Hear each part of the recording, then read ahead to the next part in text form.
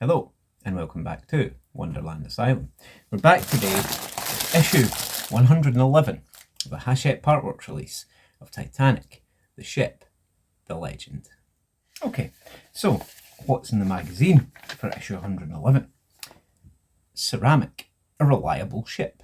And that's the departure party there from White Star Dock. Again, there's another picture of the ceramic. And as with many other ships during World War I, it was requisitioned as a troop ship. And the Trans-Siberian Railway, that looks cold. Again, much the same. The Victorious Orient. There's a couple of battleships under fire there. And an illustration of Japanese soldiers firing on the Russian Red Cross train. Boo. And yeah, there's an image of, again, the Trans-Siberian Railway. And that brings us on to our instructions. So without further ado, let's see what's in the box. Okay, so in the box we have some PM screws.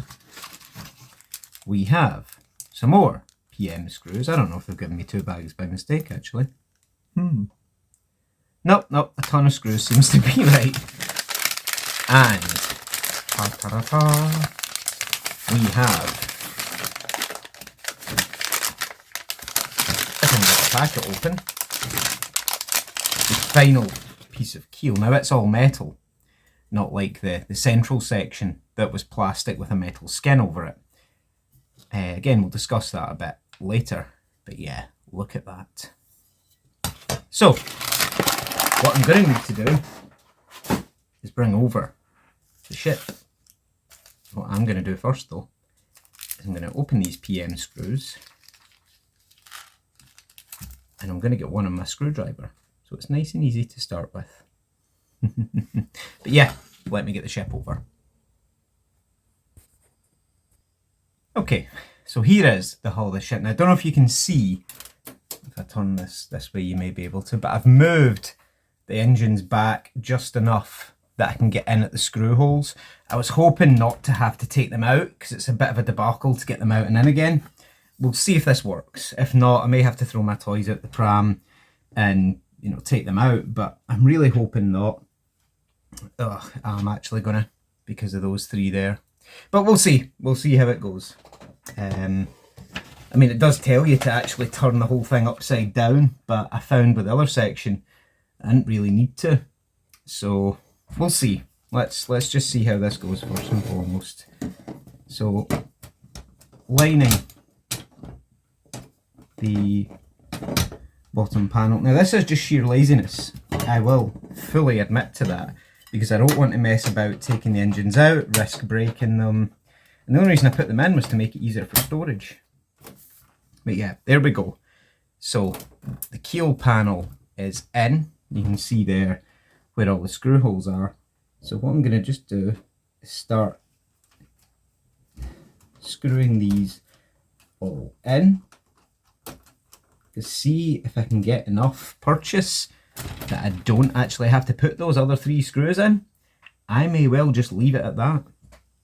Now again, there are probably folks sitting shouting at me going, "No, what are you doing?" But again, it's just purely to avoid breaking bits,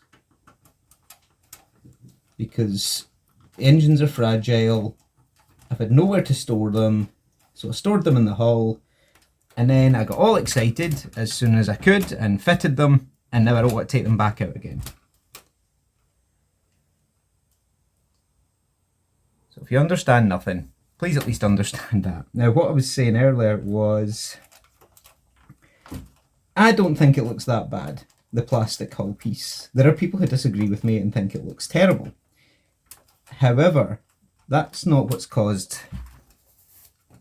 a bit of complaint, shall we say. What's caused a bit of complaint is that the German collectors have been given a metal version. The German publisher of Hachette issued them with a metal one following complaints about the plastic one. However, we in the UK have been told that we ain't getting the metal one.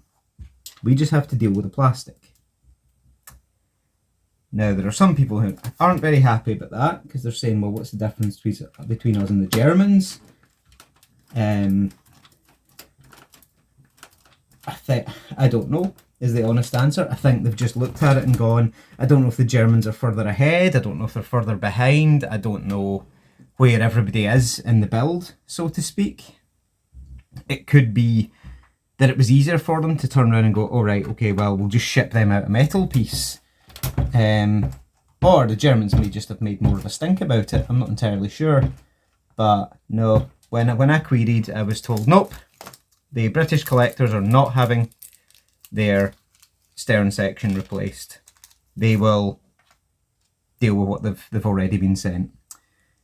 Doesn't bother me. I think that piece looks alright. I don't think there's any major gripes about it, or certainly not that I have anyway. Again, you can tell me in the comments if you feel differently, if you feel that, as some people do, that we're getting absolutely stuffed, and that if they're sending the Germans out a replacement piece, they should send us out a replacement piece too. Again, either way, your feelings are every bit as valid and relevant in my view, because yeah, if the Germans are getting a better quality piece, then how is that fair? They're paying the same for it. But I don't know, is the honest answer. It doesn't, as I say, it irked me a little bit that the whole hull was metal apart from this one little bit. But at the end of the day, it's plastic with a metal cover, so there's no difference in appearance. It doesn't look any worse.